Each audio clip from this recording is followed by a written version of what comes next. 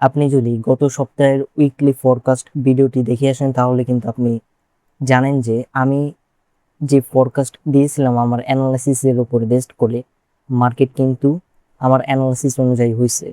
Gold মার্কেটে আমি কিন্তু ফার্স্ট টার্গেট রাখছিলাম এই যে বাইসের লিকুইডিটি দেখতে পাচ্ছেন, এই বাইসের লিকুইডিটি অলরেডি কিন্তু মার্কেটে আমার বাইসের লিকুইডিটি নিয়ে নিয়েছিল এবং সেকেন্ড টার্গেট রাখছিলাম 4,423 থেকে $4,515 অ্যান্ড মার্কেট কিন্তু আমার ফার্স্ট টার্গেট হিট করে ফেলছে। শুধু এটাই না, ইউরো ইউএসডিতে আমি যাই। ইউরো ইউএসডিতে আমার টার্গেট ছিল এই যে উইকলি প্রিভিয়াস উইক হাই, এইটা আমার টার্গেট ছিল। মার্কেট কিন্তু আমার টার্গেট ফিল আপ করছে। এবার আমি বলছিলাম যে মার্কেট যদি এইখান থেকে এই ডিমান্ড জোনে আসে, এইখান থেকে আমরা বাই করব। ঠিক মার্কেট এই ডিমান্ড জোনে আসার পরে কিন্তু মুভটা আসছে। তো আমার সেকেন্ড টার্গেট ছিল বাইসের লিকুইডিটি, যেটা এখনো ফিল আপ করে নাই। এটার জন্য দেখি আজকের এই ভিডিওতে আমি পুরো মার্কেটটা মাইক্রো এবং মাইক্রো এবং ম্যাক্রো ওপর বেস্ড করে অ্যানালাইসিস করে একটা উইকলি ফরকাস্ট দিব। আমি যদি এখন জিবিপিএসডি পেয়ারে আসি, জিবিপিএসডি পেয়ারে কিন্তু আমার টার্গেট ছিল এই যে এই প্রাইসটা 1.35581, এই বাইসের লিকুইডিটিটা মার্কেট আমার এই টার্গেটটাও ফিল আপ করছে। তো আজকের এই ভিডিওতে আমি গোল্ড, ইউরোএসডি এবং জিবিপিএসডি এই তিনটা অ্যাসেটের উইকলি ফরকাস্ট শেয়ার করব ম্যাক্রো এবং মাইক্রোর মাধ্যমে। তো ফার্স্টে আমি ম্যাক্রো অথবা ফান্ডামেন্টাল অ্যানালাইসিসের মাধ্যমে আমার অ্যানালাইসিসটা শেয়ার করতে চাই। তো আমি যদি দেখি গত সপ্তাহে কিন্তু অনেক ইম্পর্টেন্ট নিউজ ছিল। Core CPI month over month, core CPI year over year, CPI month over month, CPI year over year এবং core PPI month over month, PPI month over month, unemployment claims, core retail sales month over month, retail sales month over month. এখানে যত important news আছে সবগুলোই কিন্তু negative হয়েছে। সবগুলা important নিউজই negative হয়েছে।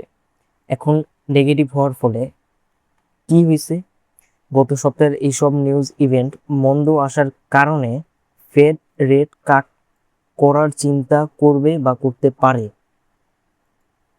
কারণ এই সব নিউজ মন্দ ইঙ্গিত করে যে আমেরিকায় এর ইকোনমিক গ্রোথ স্ট্রং না। যেমন সিপিআই ডেটা খারাপ আসার কারণে আমেরিকাতে ইনফ্লেশন আগের তুলনায় কমছে। পিপিআই ডেটা খারাপ আসার কারণে আমেরিকাতে উৎপাদন কম হচ্ছে। রিটেল সেলস ডেটা খারাপ আসার কারণে আমেরিকার কনজিউমার স্পেন্ডিং খুব কমেছে।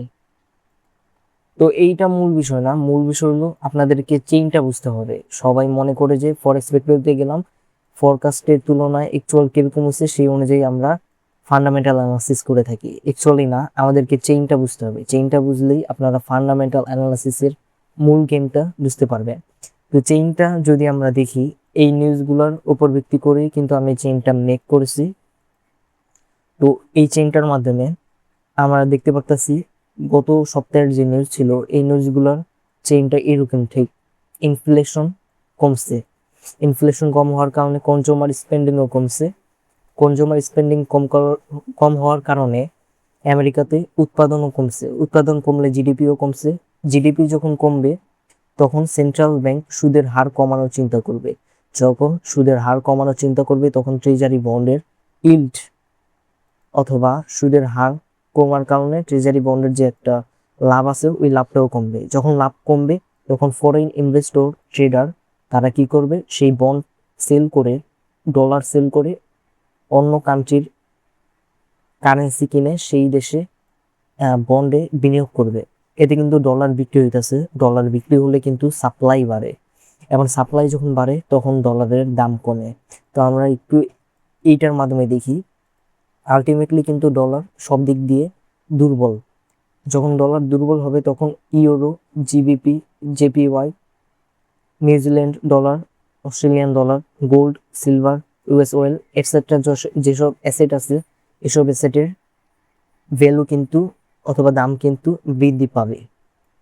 তো আমরা যদি এই সপ্তাহের কোনো নিউজ ইভেন্ট আছে কিনা ইম্পর্টেন্ট, সেগুলো যদি দেখি তাহলে আমরা দেখতে পারবো মনডেতে ক্যাডের উপর হাই ইম্প্যাক্ট নিউজ আছে। আজকে আমরা gold, USD, GBP USD pair নিয়ে অ্যানালিসিস করতেছি, তাই আমাদের এই নিউজ ইভেন্ট কোনো ইম্পর্টেন্ট না অথবা কাজে লাগবে না। কারেলেশন অনুযায়ী কিন্তু কাজে লাগবে, কিন্তু কারেলেশন আমরা মিলাবো না। মঙ্গলবারে জিবিপির উপর একটা হাই ইম্প্যাক্ট নিউজ আছে, বুধবারেও জিবিপির উপর হাই ইম্প্যাক্ট নিউজ আছে, এবং বৃহস্পতিবারে হাই ইম্প্যাক্ট নিউজ আছে। এফওএমসি মিটিং মিনিটস অনেকটাই বেশি ইম্পর্টেন্ট নিউজ, এগুলোতে আমাদের খেয়াল রাখতে হবে। তো আমরা এখন মাইক্রো অ্যানালিসিসের দিকে যাই। ফার্স্টে আমি স্টার্ট করতে চাই গোল্ডের দিয়ে, গোল্ড মার্কেট দিয়ে।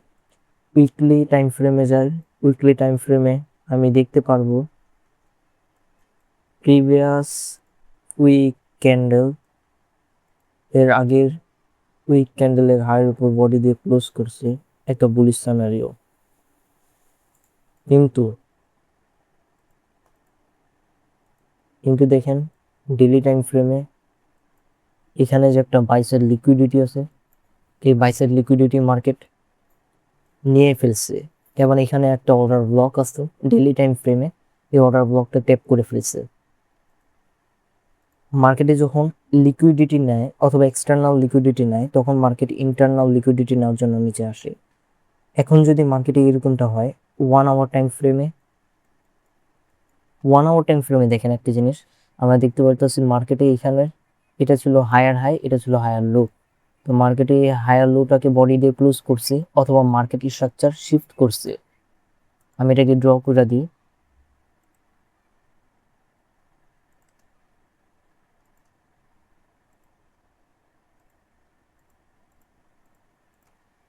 এটা কি মার্কেট স্ট্রাকচার শিফট। মার্কেট যখন এখানে স্ট্রাকচার শিফট করলো এবং ফেরত আসলো এখানে কোনো পিওয়াই ধরে, এই লেগের কোনো পিওয়াই ধরে মার্কেটের নিচে নামবে, এবং আমার মেইন টার্গেট হলে এই যে প্রাইসটা $4,223 ফার্স্ট টার্গেট আমার। এটা হলো গোল্ডের আমার অ্যানালিসিস। ইউরো ইউএসডিতে আমার সেকেন্ড টার্গেট ছিল বাইসের লিকুইডিটি, এবারও আমার টার্গেট থাকবে বাইসের লিকুইডিটির দিকে। এবং জিবিপিএসডিতে যখন মার্কেটে বাইসের লিকুইডিটি নিয়ে ফেলছে, এখন মার্কেটে আমার টার্গেট থাকবে এই প্রাইসটা। দেখি মার্কেটে নিচের দিকে আসে কিনা।